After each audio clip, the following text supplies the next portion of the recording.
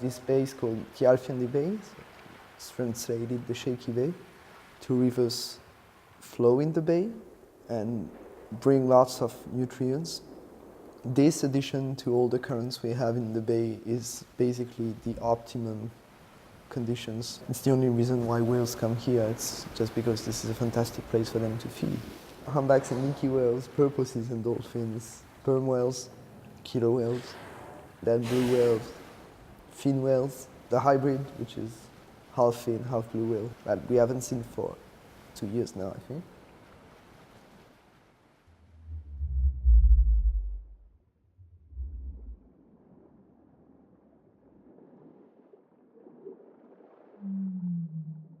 You would find among baleen whales these sounds that are rather low frequency, that are probably how they communicate and how the humpback whales, for instance, as they are known for it, can sing.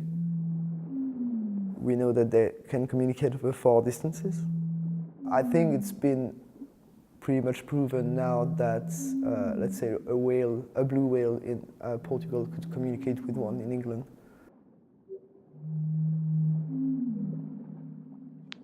Toothed whales, like dolphins, sperm whales, killer whales, would communicate through echolocation. I mean, it works like a sonar, really. They will just emit a sound, like clicks, and every single element that they might touch will make the sound rebound and come back to the whale itself. That will be able to analyze it and pretty much map everything that is around them. The sound is 1,000 times better transmitted through the water than through the air. That's why they need to use it. Nature has to use whatever is on their hands. For me, the humpbacks. In fact, it's my favorite whale. Their way of communication, their way of interacting between themselves.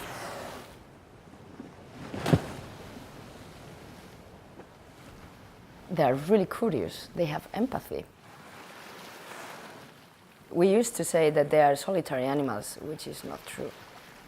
They are not solitary animals. They are working together.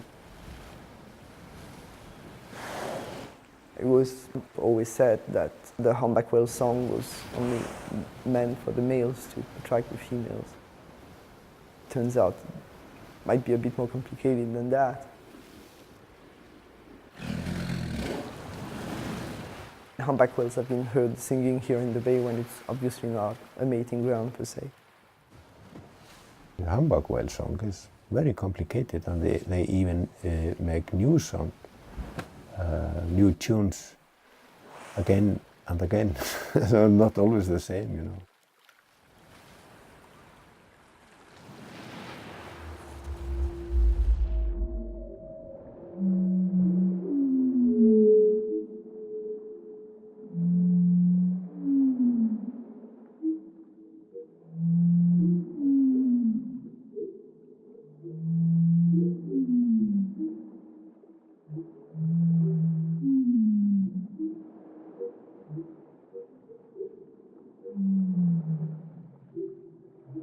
You know, just closing your eyes and just listen to nature. Just listen to the voices of this ocean, the voices of this nature, the voices of these creatures. And closing that eyes and that blow.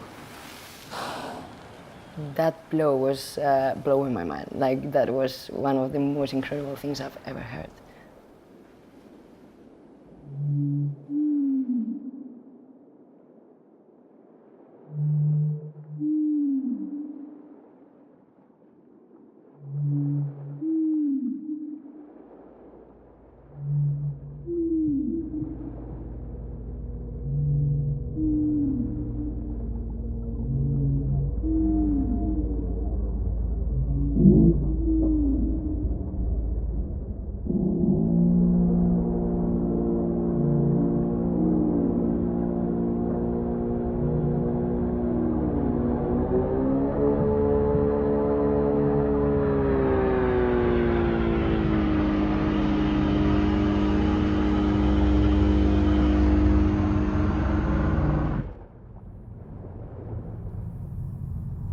Last year, I remember that on the West Fjords, there were around 150 or up to 200 pilot whales completely lost on the shore. Nothing is coincidence, nothing happened by chance. Almost everything has almost a reason behind, and all these animals get lost. There are thousands of boats. The way of the propeller is turning, creating all these bubbles of air. Is a phenomenon called cavitation. From this cavitation, we can just let the animals get dead, for example, or even blind, let's say, because these animals use echolocalization. We are changing the environment, we are disturbing those animals. Noise pollution can just silence life. Pretty much anything that is human-made. Anything that has an engine, anything that has a propeller, all kinds of boats, or anything that moves according to any kind of battery or source of energy that is man-made is a source of pollution. The cargo ship activity also is quite terrible, and that's just because we keep on buying things that come from the other side of the world. It's not just noise pollution, and it's not just about the whales, but the pollution made by large ferries, for instance, is dramatic. It's countless.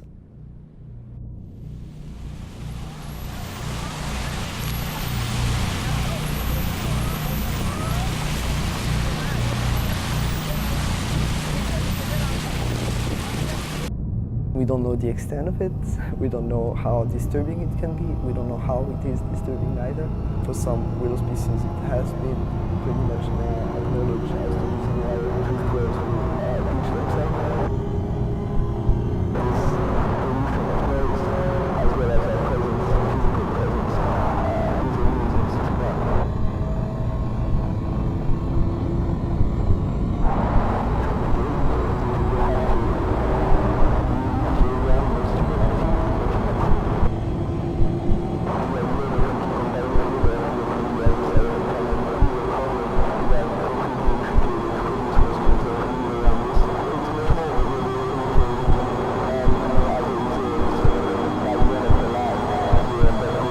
You end up with animals that are disturbed by noise pollution. We don't see what's underwater and we don't understand it. Það sem vandamáli hjá okkur, það ekki skortur á þekkingu á til dæmis þessu umhverfisljóði, heldur það skorturinn á því að við séum tilbúin að leggja eitthvað á okkur til þess að koma til móts við náttúruna að öðru leyti, þessa lifandi náttúru.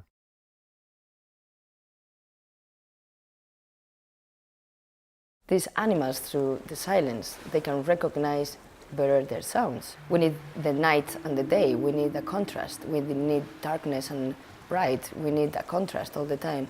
I need to understand words, I need first to understand the silence. For the whales, let's say that the silence is their way of digesting as well what is happening in their lives. And if there's no silence, there's no communication, which is an irony, right? I think. If you want to create any sound, then you have to integrate it. So I think that's quite important for just preserving them, preserving first the silence of the oceans.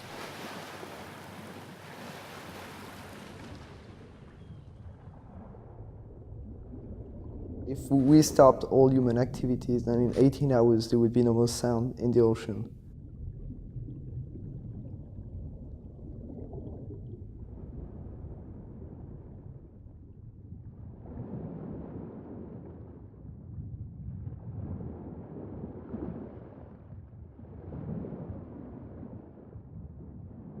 Changing just the sound of the ocean, silent the human action, just 18 hours. That's unbelievable. As simple as the animal communication. We make everything more complicated, but in nature everything is so simple. And just knowing that in those 18 hours is almost nothing, we could just change everything.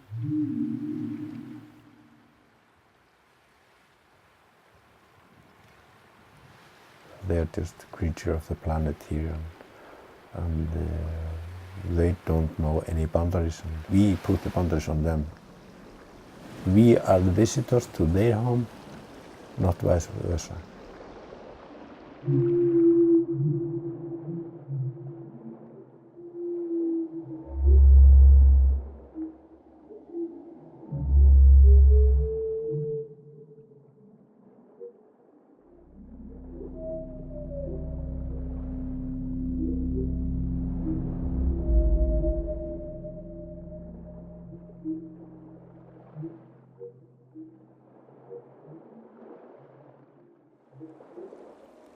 We are trying to understand animals that are first really intelligent and second lives in an environment where we ourselves are not natural.